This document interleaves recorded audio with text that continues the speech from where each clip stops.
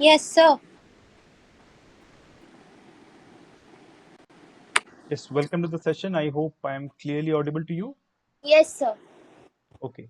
So today, as you know, that we are further going to dive into the next parts of our syllabus, specifically being related with SST.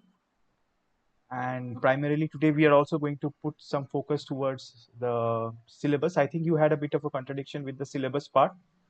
So today, I'm just going to give you a very brief and straightforward overview on our UPSC prelim syllabus, which we had already done in our first introductory session. But still, I think that there are some doubts that there is in your mind due to some misconceptions out there in the market. So just let me clear them off, then we can begin with today's session. So as I could see that in the previous session, you had a contradiction with paper 2 and paper 1. That is with general studies paper 1 and that of CSAT. Hmm.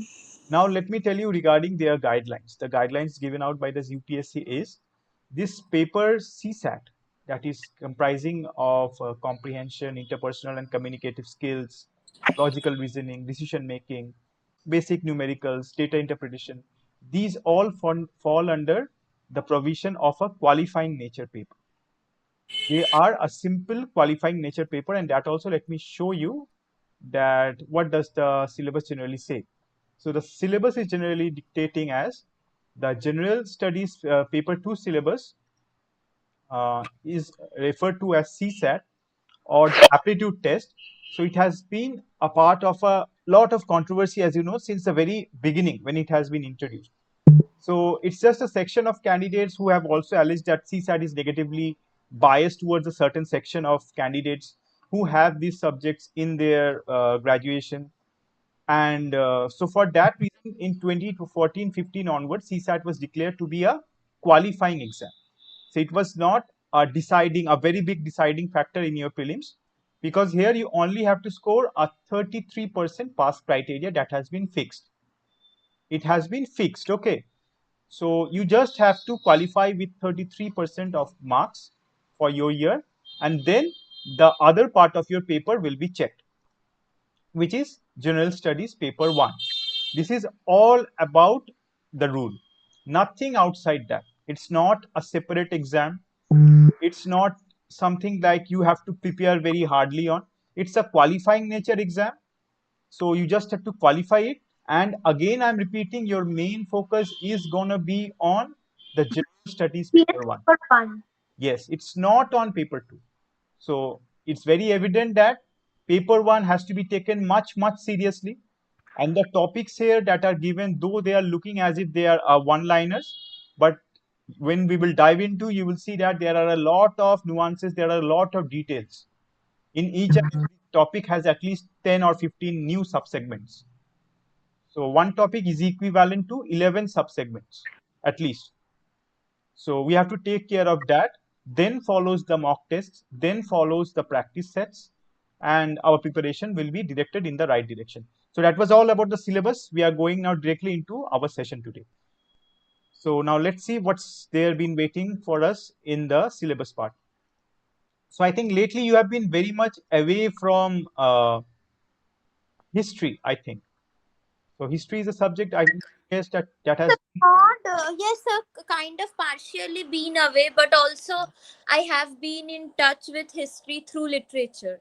yes, literature is definitely a part of history, but you know, in English literature, though I'm not meaning here to No, sir, demean. like I have been literature in the sense we have a paper called Indian Writing in English. So there, and we also have a paper called a partition a literature. So for that we need to know the history of like So how. it's also to some extent, I'm not trying to create any idea to you about demeaning any subject or something like No, that. no, no, Don't sir, think that. obviously not. But in the straightforward manner, we can say that these are again some agendas taken over by our colonial groups. These colonial groups have made us learn through their literal history so Yes, that. sir, that I know, sir. Like last day I was telling na that our professor was telling us that there's no such food called Indian food here, but like these writer, it's not that like people cannot write in vernaculars, but they write in English because of their competence, or to gain a larger audience, or for a reading, because here people don't read, but outside they have a large audience to actually those who read. We Correct. are not used to read actually. So here you might remember that the only sole reason why they are giving you to learn the Indian part of their literal history is just to make you understand that how have the British helped us to, develop as a civilization, how uncivilized we were, and how did this English language come into our civilization to educate us. But that is definitely not the case, let me tell you. Our language, if we see, it's the ancient language that we used to follow was Yes. the Sanskrit. We even had some Vedic languages that were even older than Sanskrit, that had a literal history that was thousands and thousands of years Yes, older than yes. the British Like literature. so like last day there was a poem that sir referred to, where the first line was, "Hail stranger, hail hose, I shall hear a survey." So there was a word jackal, then savages, a ruin. So it was more of like that India is kind of a ruin, that a Britisher actually kind of they came and help like to develop. Correct. So this was a narration that has been given, and let me tell you that English literature in India is nothing but the narration of the British about India. So same goes Yes, for our history also. It's the British perspective of our culture. It's but not sir, the Indian perspective. even in case of Indian writers, they also do the same. Yes, Like, because they are writing in English language, right? And English language itself is British. So how hmm, can we think no, Indian like if we are writing in English? comparatively, if we see like a Indian writer who is writing in typical Indian culture, writing about everything, but a writer who is writing or with a diasporic sense, like maybe roots of India, but he is outside, that person gain more like a fame compared to this person who is actually in India writing in a a Hindi or You're a right in this something. regard. Exactly, you're right in this regard. So you have to take the British part of the narration to become a more successful author. Yes. So that is something that these authors have followed to gain themselves into relevance. And now, today, the focus of our session, as you know, it's a history session. So, why I was saying so many things about the British culture and their British agenda is that we are going to learn in today's session about the biggest flag bearers of the British of India. So, we are going to learn about the so called father of the nation, whom we call, but we will see and we will also, I would say, critically analyze certain things that he had been a part of. That how did he actually play as a warrior on the British ground by moving on with the Indian mark. Sir, I just want to ask, sir, will it start from the Sepoy mutiny, or from the time of Gandhi? Today's session is primarily going to focus on the Gandhian perspective. So basically, we are going to take through the contributions, the basic political contributions that he had on our country. And Hmm. based on the Gandhian philosophy, we are going to assess, because in UPSC, it's also very important to have a very strong perspective. It's not just you are reading and you're writing. And so I want to interrupt you, like as in I was going through the geographies a PDF, the book one. So, sir, like there are so many things. Like, do I need to mug up from right now, or do I will just go through it? The Like, study materials that are going to be provided to you, they are already going to be exam ready. So I would not say mugging up is the right way out for any exam. Forget about UPSC. The right and way so is I'm understanding, but in like the for right way that you need to do here is to draw a proper logical, I would say, mapping. You need to do a proper logical mapping of the chapters. I will also teach you how you can draw mind maps, how you can draw logical diagrams, by which it will help you to create the entire concept in a chart. You will simply look at the chart and everything will come to your mind. So you don't have to go through books, you don't have to learn long papers. So that's a so, sir, that you need to learn. I was going through this plate, tectonic theory and all, and how India was formed. Of a Pangea was there. So like there are So certain wait for the names. geography sessions. That's what I would be saying. Wait Okay. for it.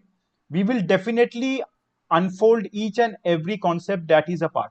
So wait for that. By the time your only duty is to go for the data, is to go for the informations and try to find out a way in which you can remember the informations. So can I do one thing? I can do that actually while studying.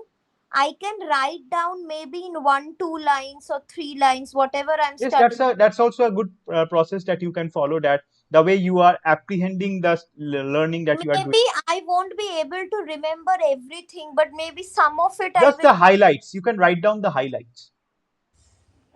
No, so like I'm just asking, as in like for India, there are like so many borders with this country, with that country, with that country, and numbers are there. So sir, like, do I need to remember every numerical digit, or will it be Numerical like digit is not important, but positioning is definitely very important. Positioning you have to remember. The locations you have to remember. Forget okay, as in for example, like in the eastern part with which countries India is sharing a border. yes, yes, Okay, okay, okay. I got it. Like, yeah. yes. You have to go in that way. So now, coming to today's context, as you know, today we are going to primarily talk about Mahatma Gandhi and his contributions. So without any further waste of time, let's just simply dive into the session.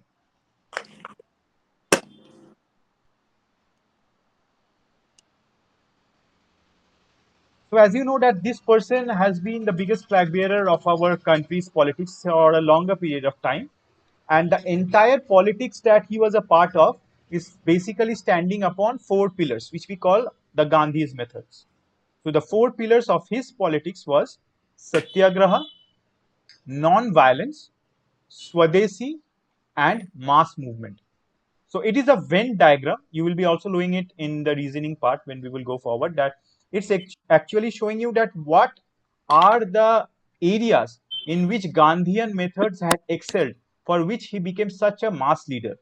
You know, he is one of the biggest mass leaders that our country has ever seen. There is hardly any other political figure that will come to your mind who could do so many mass movements as Mr. Gandhi was capable of. So now going to the next part, here we will discuss a bit about the methods and the directions which his political movements and agendas were going through. Like to begin with the process of Satyagraha. What is this Satyagraha? So it is basically an amalgamation of two very basic Sanskrit words, Satya and Agraha. Satya here is meaning truth, and Agraha is meaning to insisting to hold fast. So you are holding a fast for the truth. That's the basic notion of Satyagraha, or it means to be fearless, truthful, and to not accept anything which is considered to be wrong. Now we will come on to the facts where we will see that how logical were the Satyagraha or these non-violence movements. That is a different issue. But this is just about the, I would say, the basic notions in which his movements were based upon. Now, coming to the next part is non-violence, which he is often highlighted of as the flag bearer of this non-violence in the world. That whenever the term non-violence comes to our minds, it's a very common thing for Indians and also for some Asians that we often think of Mr. Gandhi, because this non-violence is again coming from a very Indianistic idea of ahimsa or non-violence, meaning not killing or to avoid injuries or to avoid any kind of bloodshed. According to Gandhi, it also meant avoiding injury to anything by thoughts, by words, or by deeds. So he also believed that verbal violence is also something which we need to avoid. Now, the next two pillars here are the Swadeshi. By the Swadeshi, I hope you already know what is Swadeshi. It's generally talking about to produce necessary items for one's own country. boycotting all the foreign aid? And yes, you're right, by boycotting the foreign goods so that our country can become self sufficient. And during this stage, during this era, he also promoted Khadi and Charkha during this time. So I would say these were some of his policies for which we can really appreciate this person, because Swadeshi movement was really at its peak during that time. The British economy really faced a big setback due to this Swadeshi movement. And you know that the idea of self-sustenance was also something that was present in the Indian civilization since thousands of years. It was not something new. We were one of the biggest exporters of, I would say, clothing items of cotton. Clothing. Yes. We were the biggest exporters. The world knows Manchester today as the, you know, the clothing exporter of the world. But there was a Hmm. time when India used to hold that position, and we will also come to know that how slowly this British East India Company had made us consumers from producers. Because previously, if we go through the Indian civilization, we will find that we were actually producers and exporters. But these East Indian Company, when they had come in and ruled us for 200 years, they had channelized our workflow, they had channelized our economy in such a way that our entire civilization has now changed to this idea of consumers. Now, India, you know, is one of the biggest markets of the world. So all the countries that are actual importers, they see India as one of their markets. So that means what? We are becoming consumers rather than Consumers. becoming exporters. And you know that for any country to survive in the long run and to stay in a good position, it's very important for the country to have a very solid level of export. So if we are not exporting our items, if we are not gaining more and more foreign currency, our economy will not be able to cope up with the world. Now the final one is about mass movement. As I told you in the very beginning, in while giving the introduction, that he is considered to be the biggest mass leader of India. So the only, I would say, enterprising thing about this person, which is even said by his opponents in the political field, is that he was one of those great modern politicians of India who had actually shown that by bringing in a large mass, by bringing in a huge section of people together, you can actually possess a threat towards this East India Company. Opposite hai. So before that, what was happening throughout our country was that protests were happening. Hmm. You know, rulers were going against the British. Even violence was being played at some places, but it was all happening in a very distorted manner. Like, say, some king in the northeast was going against the British, a small tribal group is going against him. Then another part of a southern Nizams, they are fighting against the British. Then another king But sir, from, like he was, I guess he was also very much like had the capacity to influence people. yes, That's the yes. reason that people gathered. We are going to talk about that also, that the power of influence also, which he had used many times during the history that he had been a part of. That overall, what we can say is that the ultimate result of all these tactics, whatever we can say politically, was mass movements.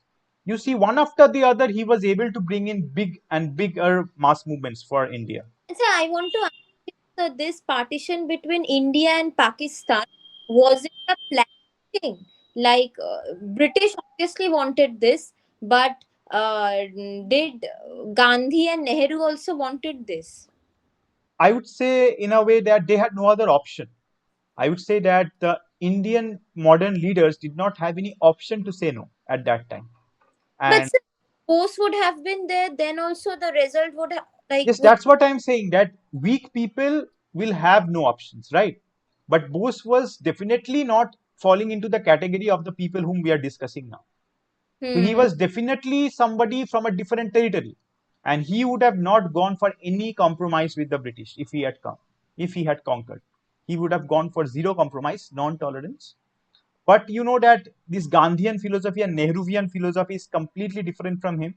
So they believed Yeah, in bringing in more and more countries and together. I guess that is a reason that Bose left Congress. Like, Yes, that was one of the reasons. That was not the only reason, no, not the sole reason. Yes, yes, for but sure. that was one of the reasons that he was not being able to express his His own ideas in his own Congress. views, opinions. So for that he left, and he had made this new political party. And later on, you know, he became this rebel leader. So that's a Hmm. different part of our history. We're going to talk that on a different session. But today, because our session is primarily based upon the rise of Gandhi and his contributions, so we are just going to highlight that which was the first phase in which he came into perspective for the Now Indians. of That was 1990. this 1919, right? Yes, I This remember that. Rowlatt Act, which was a ill-famed act by the Judge Rowlatt, it had really created a lot of controversies all over the country because it had certain illogical laws, certain illogical implementational theories, which had enraged a greater community of our country. So Hmm. it was against this Rowlatt Act that the non-cooperation movement had launched. Not And in 1920 or 1923. yes, mostly towards the beginning of 1920, we could see that Yes. this mass movement was starting. And Now, Jallianwala Bagh is April yeah, 12 to 13. these terminologies, these dates are definitely very important. It definitely happened. Jallianwala Bagh was in the month of April, General and Dyer was the one, and this. yes, General Dyer was the one. And let me also come back to some of interesting facts which we do not read in our history books, sadly. That is, after this Jallianwala Bagh massacre, it's still considered as one of the bloodiest massacre that had happened for normal citizens, for civilians. Do you know that the people who had actually used the rifles and shot the people, the innocent mass, Hmm. 99% of them were Indians. There was Huh? 99% of the people who had shooted, they were Indians. But they were working under the The British. British police, yes, the British police, they were a part of British police. And you let me tell you that a huge chunk of the British armed forces was Indian, totally Indian, because Hmm. there were hardly, I would say, 25 to 30% of British people who were actually in the armed duties, but a large chunk of our own community was used against us. Could you believe a bigger tragedy than this? Is it possible? But it happened in Jallianwala Bagh that our own men were shooting our own children, our own women, our own elders just on the directions of a foreigner. That is a That pretty. was a kind of success for them. Like they were kind of uh, like capable enough And to. let me tell you that how blindly our Indian system still works today, from the time of Jallianwala Bagh till today, that Indian government still gives pensions, have still given pensions to the people who had actually shot in the Jallianwala Bagh massacre. They had given them pensions. Their families got pensions for that. Could you believe? If it was any other country in the world, they would have simply hanged them all to death. But even after our independence, we did not punish any of them. In fact, we maintained pensions, and even their later generations had got the pensions. Today, in certain parts of India, Maximum of them were like Punjabis because police and all like. I would not go to name any community. I do not believe that the greater No, mass. naming say like it's like people say that in armies and all you will see people normally from from Bengal either or from Punjab. They. It was not something like that. Definitely, there was a greater chunk of people from Bengal. There was a greater chunk of people from Punjab, but almost all parts of India were severely being introduced into the armed forces. It was reality. It was done there at that point of time. No doubt regarding that. So all parts of the of India was definitely a part of their armed forces. Now, after the Jallianwala Bagh tragedy, you know what had happened. Riots had broken out in most parts of the northern India. There were also curfews, some strict curfews, which could not curtail the reaction to this great tragedy. Then the Rowlatt Act, you know, it had further aggravated when this bill had been passed, and people were again feeling that we were being left aside. The British are trying to, you know, push us to a corner where bills were given out like anybody could be arrested without any charges, they could be interrogated. So Is under a Rowlatt Act, no? yes, so and then many bills were also being coming under this Rowlatt Act, which had again, you know, brought down the power of the press, which had brought down the power of the newspapers. So So many smaller then, bills what were is also the there. Khilafat movement? So now coming to the Khilafat movement. So the Khilafat movement was something that was launched just after the World War had ended. Now during the World War had ended, you know, there was a certain group that had lost and a certain group that had won.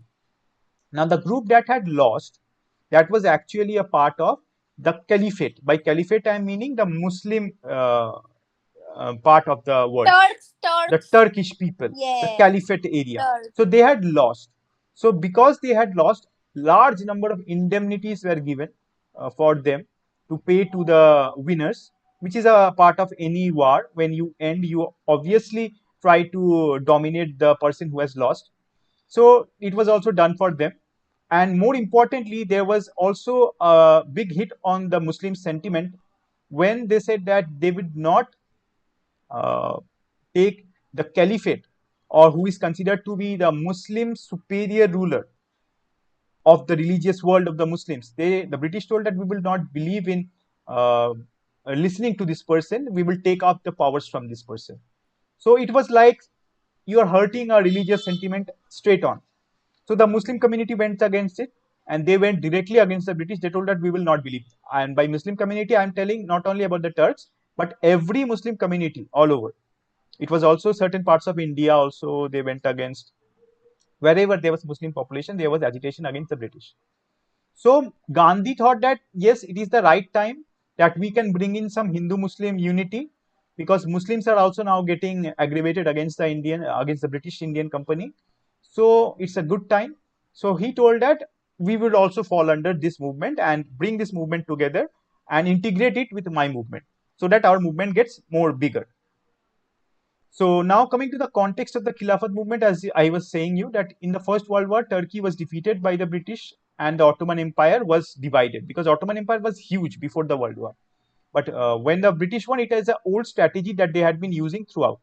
That whenever we will win, we will disintegrate the country. They had done the same thing for India also. That's why you will see when they left us, we celebrated just a few days ago as our Independence Day, but actually it was not an Independence Day. I don't know how many people are aware of this.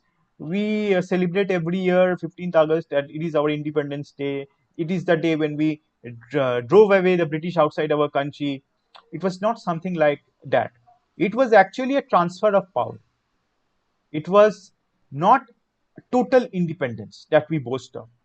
That means still the first governor general that was elected, that was British.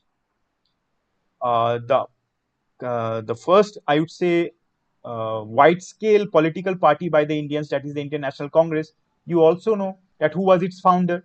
It was again a British, Alan Hmm. Hume. So the entire infrastructure was designed accordingly to the British.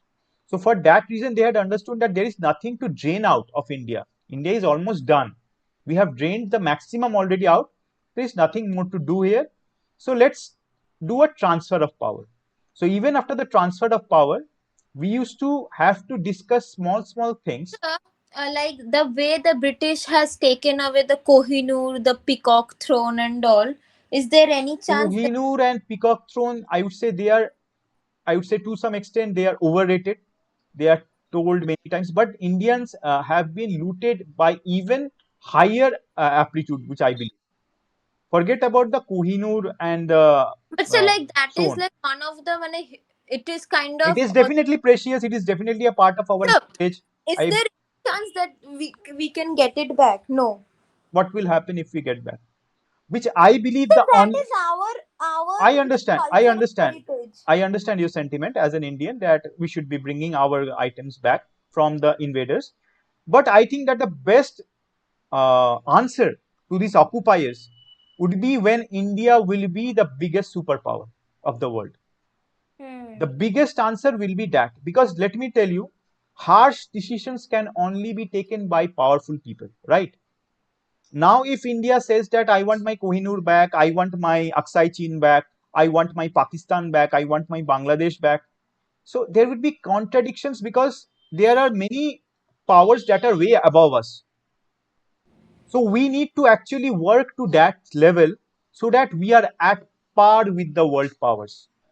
We need to wait for the day when India, USA, China will be considered under the same line. We would be at least the same. We will be definitely working towards getting better, but we should at least reach the state of being same. When we are at the same power level, then our decisions will matter. The power which Russia can show by saying a statement or implementing a statement is definitely not something which an Indian Prime Minister can do. It's all because of the power of economy and the power of military. The world does not work by speeches. We listen to our elected leaders and we feel as if He's saying so many good things about our country. So India will be better. India will not be better by speeches.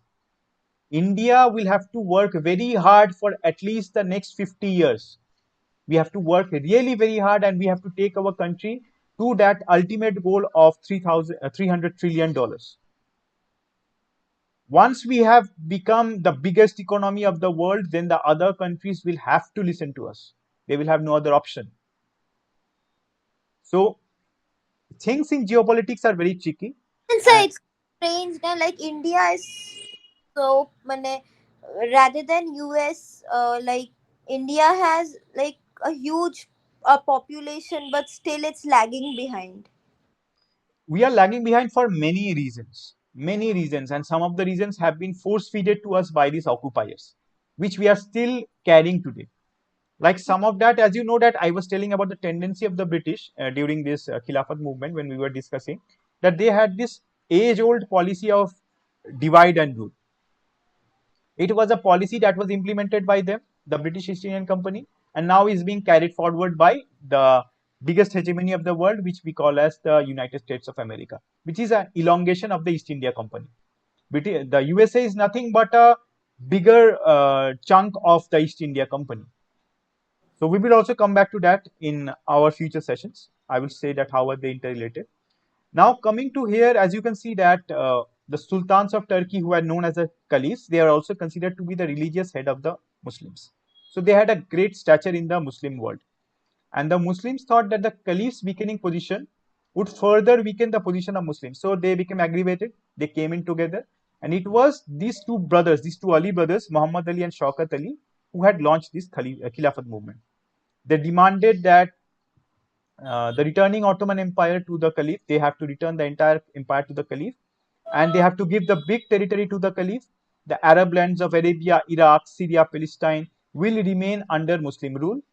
So these were some of the demands, and on 17th October 1919, it is observed as the Khilafat Day.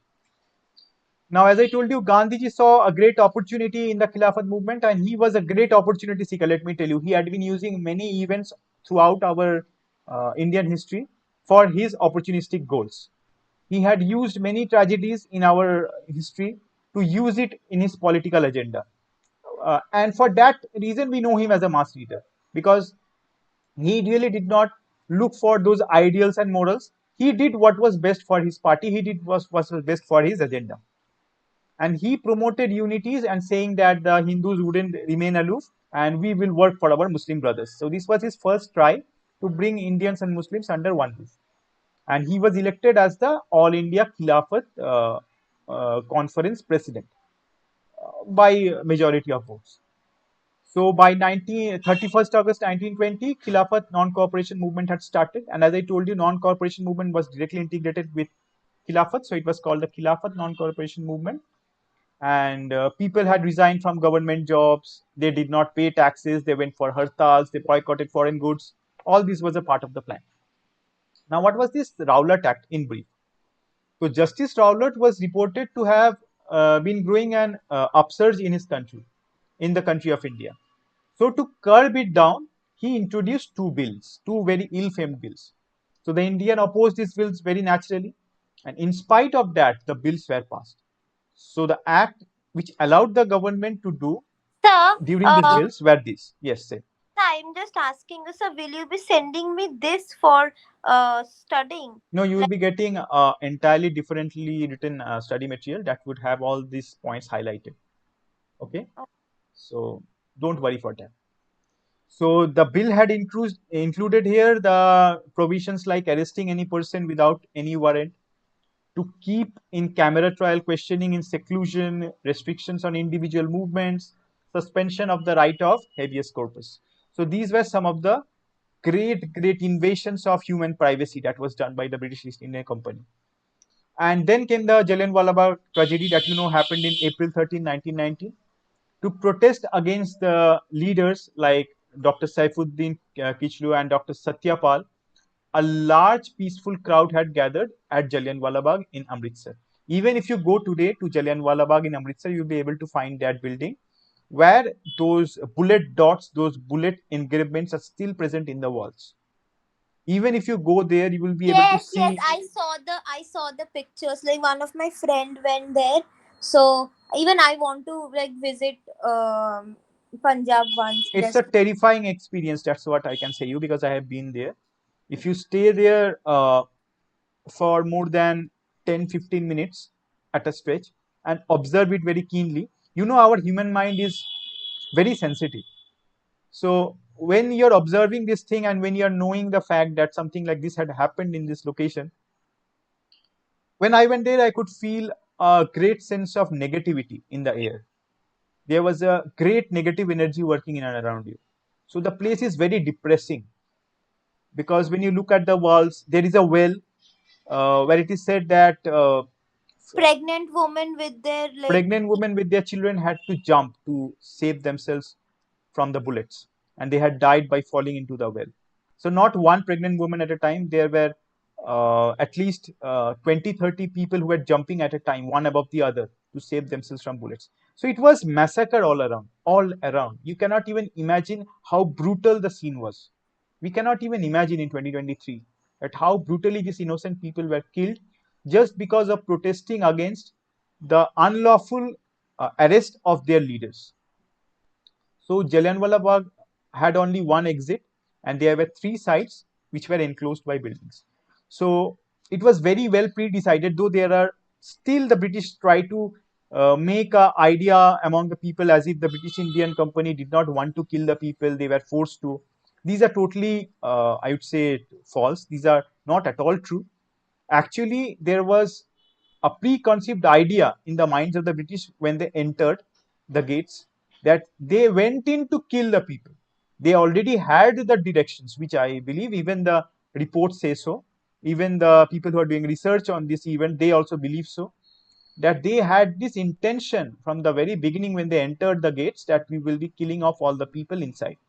That is why they had locked in all the gates. If a person wants to warn you, then what will he do? He will give you a scope to go back, right? Hmm. If a person wants to warn you. But if a person is saying that I am warning you, and he is giving you no option to set yourself back or to take back, then that is what? That is, the person is just making excuse to kill you. So this was the same. So they had closed, locked all the doors so that none of the people could escape. And the only door that was remaining, the people were standing there with arms. And it feels so bad to say again that the Indians killed Indians. It was just the direction given by the British, a British officer. But the people who had pulled in those triggers were all Indians. Not a single British person we could remember of that was a part of that army. Hardly there can be one or two, but majority was Indians. So then we all know that there was a bloody massacre that had happened, and due to which these objectives of the non-cooperation movement were decided. That is to remedying the Khilafat wrong British, so that the Muslims get their want, that their demands are fulfilled, making British regret for the Punjab wrong, that is the Jallianwala Bagh massacre, and the cancellation of Rowlatt Act. And the fourth goal, as you can see here, is to achieve self-government within the British government. So this itself is so contradictory. Did you read this line? To achieve self-government within British government. So this was a part that was in their clause. Could you believe that to achieve self-government? This is the very hypocritical. Like, mane, you want freedom, but you want freedom under someone. So this is just one of those areas which I just highlighted. I will show you multiple of them. How this Gandhian philosophy and Nehruvian philosophy had brainwashed us. But if we could look just minutely in some of the details, these are easily available in the public domain. Any Indian can go for it and take a look at it. We will find that how we have been force-feeded, how we have been taught things which are completely wrong, which we are believing. Our belief system has been changed. These people never wanted us to become an independent country. All that they cared for was to gain power.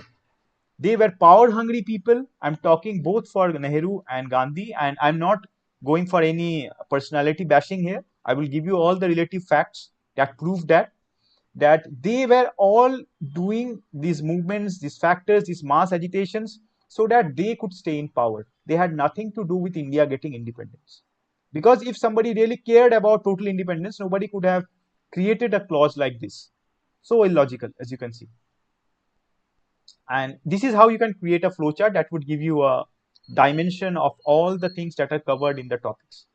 So you can do it for multiple range of topics. So here we are discussing the programs of the non-cooperation movement. So first was the boycott program, like the boycott of foreign goods, boycott of schools and colleges, boycott of elections, and the people who are working for the government, they will have to resign from their jobs. Then came the Swadeshi movement. If you are boycotting, then the next thing comes that you have to replace it with something that is available. That is the popularizing of Khadi and Swadeshi. So, sir, this UPSC CSC also to is kind of British made too. Again, coming back to British bashing, you again mentioned a very important fact. It was again introduced by the British, rightfully so.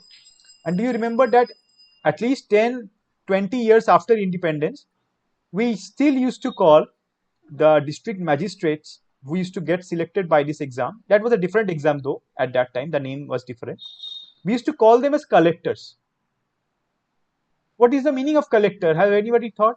People used to say that, what do you want to become in future? They said that I am studying so that I will become a collector. By collector here is actually we are meaning by a person who is actually qualifying an UPSC exam and is being selected for an administrative I job. guess Subhash Chandra Bose was the first one na, to qualify. Yes, he was one of the first Indians, and he also got a very secured and first position also. But still, because of the love for his country, he actually left the job. How many can we do in that way? How many of us standing in 2023 can do it for our country? No one. I can guarantee you, no one can do it. That after being Now selected, the scenario is different, but during that time, I'm just asking. no, at that time we had a foreign occupier. That is right. We had a foreign occupier, but even today in 2023, there are so many things that can be Today done for no our one country. will leave. Today no one will leave. This is a very like. Today no one will leave. Never, nobody can leave. Even at that time, also, nobody could have thought of leaving a job of that profile. But he did so. That is why we have so much of a respect for that person. That he was something that was solely dedicated for the cause of our country. He had nothing to do. He had no zeal of power. He had no zeal of position. The only thing that he really cared for was independent India.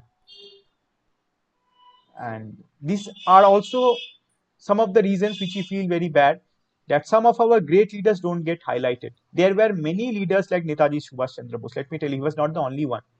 There were Yes. hundreds of leaders like him who had worked silently for our country, who had died by the bullets. Technically, if we see, majority of the leaders don't get highlighted. Even there were so many women who actually Yes, contribute. there were so many women, and let me tell you that the number of integration that is in the politics at this point of time in India, if we see the amount of women contribution, that was even higher during the time of independence. Women really had a great contribution in our freedom struggle. But now you see that hardly you see that any girl or any woman passing out from college, they want to get into politics. They want to talk about Indian things. They want to criticize the government. They feel that it is not their territory. But we were a much different thinking people just a few 50, 60 years ago when we had to fight for our independence. So these are some of the changes which have been seen over. And here is how the suspension of the non-cooperation movement happened. So could you please read out the flow of events so that you can also find out? On Feb 5, 1922, at Chauri Chaura, a village in Gorakhpur, Uttar Pradesh, police officer had beaten some volunteers who were picking a liquor shop. Around 3,000 peasants marched to the police station to protest against the police officer. The police fired at the peasants. This infuriated the peasants. They set the police station on fire, killing the 22 policemen who were inside the station. Similar such incidents were reported in the country when Gandhi, who strongly believed in ahimsa, was shocked with this incident on Feb 12, 1922. He suspended the non-cooperation movement. So what was the reason why he suspended the non-cooperation movement? What was the reason primarily that you can make up? If you have to say only one reason, So basically, reason or like this incident you are telling me, what was the reason according to Gandhi? Why did he call off the movement? because there was violence. There was violence. So why was he fighting for? What was the reason he called the movement for? It was again due to violence that happened on people. So how can you say that hundreds and hundreds of people, unarmed people, let me tell you, they were unarmed, innocent civilians, they were killed by armed policemen, and for that, a certain group of people had were causing a range of protest at Chauri Chaura. Some mass agitation happened and they burned off the police station. For that, how can you call off an all India movement? How can you call off? How logical is it? And due to this, let me tell you, many parts of India who were really invested in this non-corporation movement, they really put their heart and soul into this movement. Many common people, they put in. They thought that yes, we will get a solution to our problems. When Hmm. they saw that Gandhi had called off the movement, they had formed armed rebellions. So by calling off the movement, you're actually not stopping violence. You're actually spreading more violence. Just let me give you an example. Uh, there are also many mentions of the great Bhagat Singh, who, when he was I would say, 7, 8 year old boy, he was also a part of this movement with his father in Punjab, Amritsar. So when he saw that his idol Gandhiji had called up the movement, you know that how badly it had hit his mind, the child's mind, that he believed that he was the nation's hero. Gandhi was the nation's hero, and he was looking up to him to save his country. When he saw that he had called off the movement on which they were depending on, he said that from that time onwards, he had understood that this is not the person who is the savior of our country. So we need to do something that is different. So you all know that how this Bhagat Singh's mind, this person was completely deleted because of the things he had done during his childhood. He was a national hero. From there, he had turned onto someone who is not believable. And for that, the mass rebellion started. New set of protesters came, new set of freedom fighters came, who believed in a different policy, who believed in a different dimension. So, and for that, we also saw various things happening in future also, like the revolutionary politics. Now, what was the impact of this non-cooperation movement? The impacts were mass, mainly the mass movements. The nationalism was spreading all over the country. More importantly, due to this movement, people for the first time were understanding the importance of staying together under one roof as Indians. And it increased the self confidence and self esteem of our people. Congress, as a political party, became a great entity during this time. And people began to know of this commodity named as Congress. Increased Hindu Muslim unity was definitely a big highlight. And some of the promoted social reforms, as you know, that the removal of untouchability, boycott of foreign schools and colleges, boycott of foreign goods, these were all some of the bigger achievements. And this is again a flowchart, and these kinds of flowcharts you have to use many times. Like here you can see that the methods used by Gandhi is being shown in terms of numericals that led to the causes that led to the non-corporation movement, which were the objectives, the programs, and the suspension. This will also help you to keep track of the huge chunk of the data which will be provided during this Indian freedom struggle. And then came Purna Swaraj. So after a, Purna yeah, Swaraj in 1925.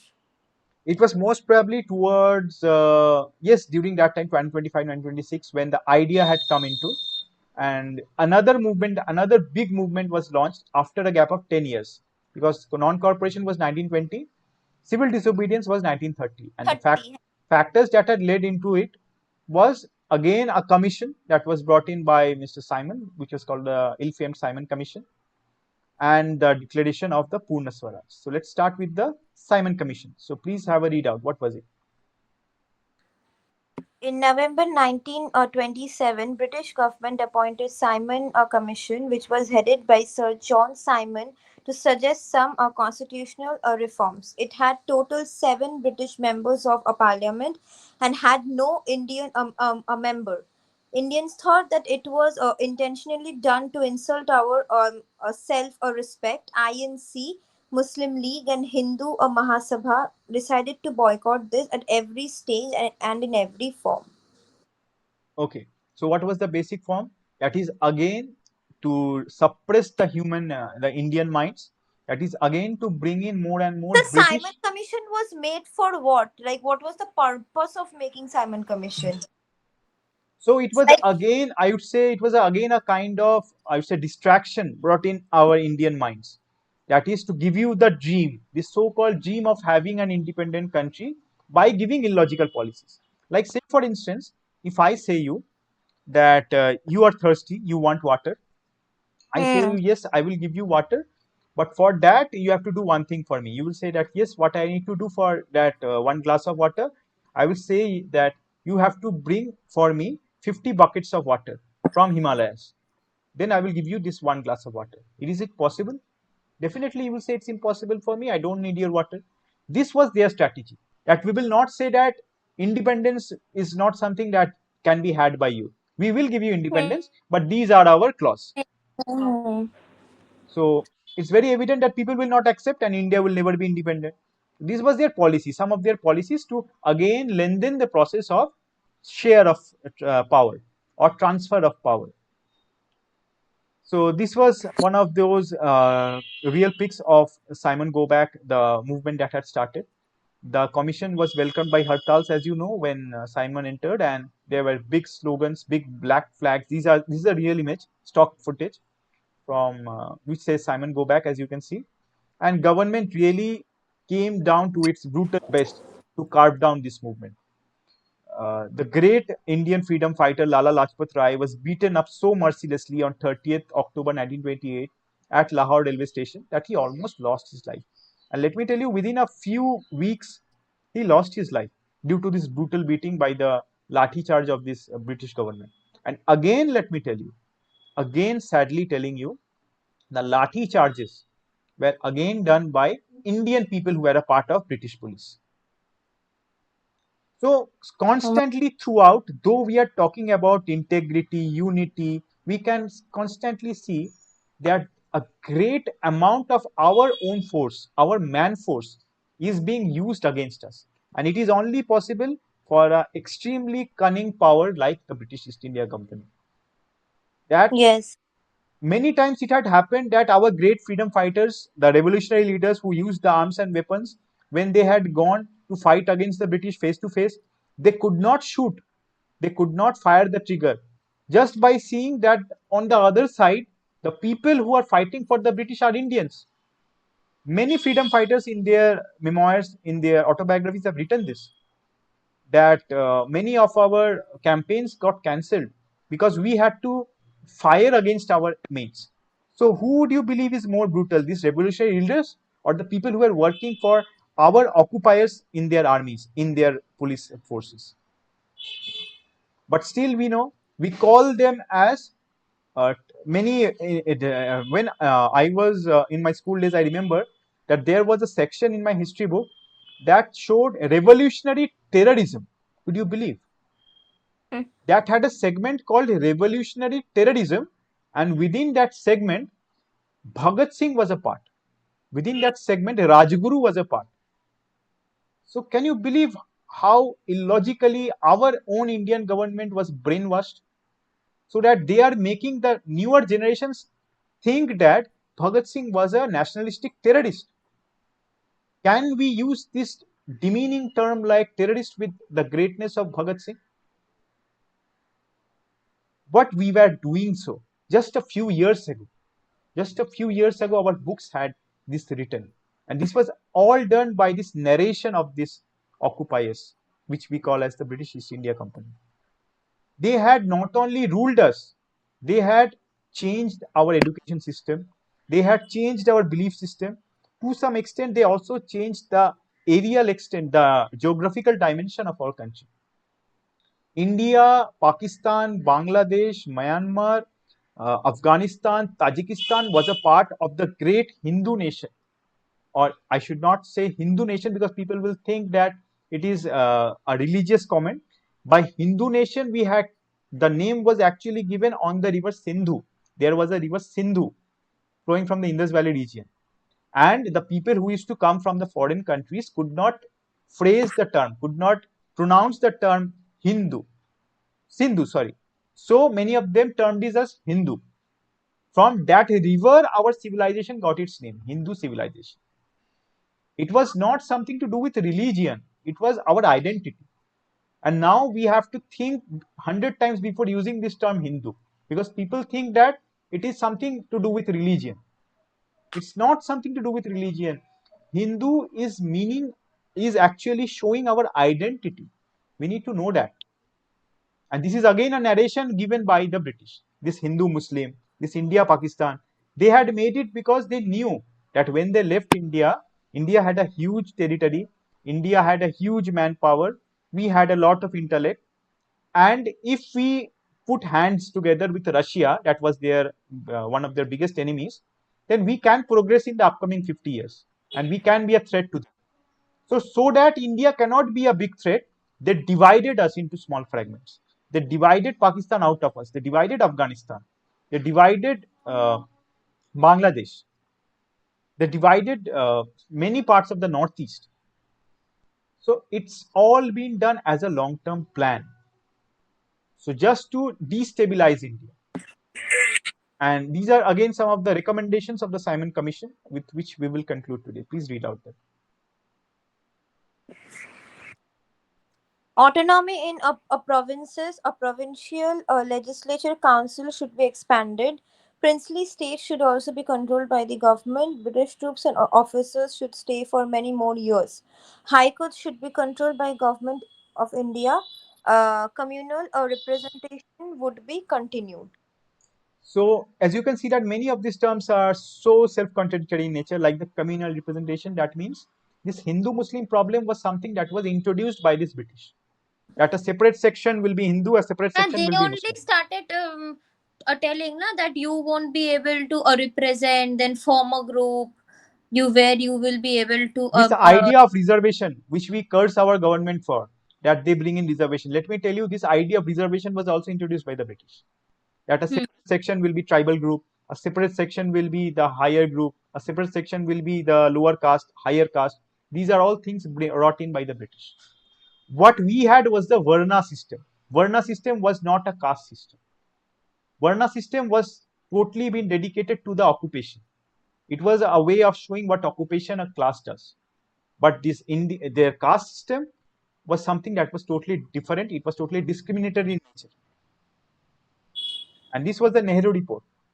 Just have a look at it, what it said. British justified the exclusion of India in the Simon Commission by stating that Indians are not united and can't commonly agree on reforms.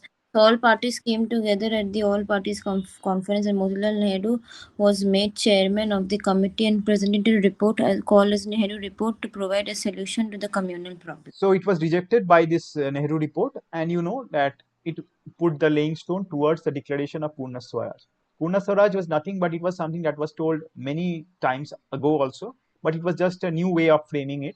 That is, Congress gave an ultimatum to the British government to accept the Nehru report. That means to giving the Indians the power so that we can become totally independent. That after the passage of 1 year, without any positive response from the British, Nehru report was declared lapsed at the Lahore session in 1929. So you will see that there are so many reports brought out by the Congress and they themselves declare it to be lapsed. So it is again a way of, as you can see, helping the British by staying in the Congress. So you are passing a resolution and you are declaring itself as a lapse. That means you are putting it back. So one time you are putting in idea in the minds of people that we are there for you, and in the very next year you are saying that no, our previous policy was wrong, so let's take it back.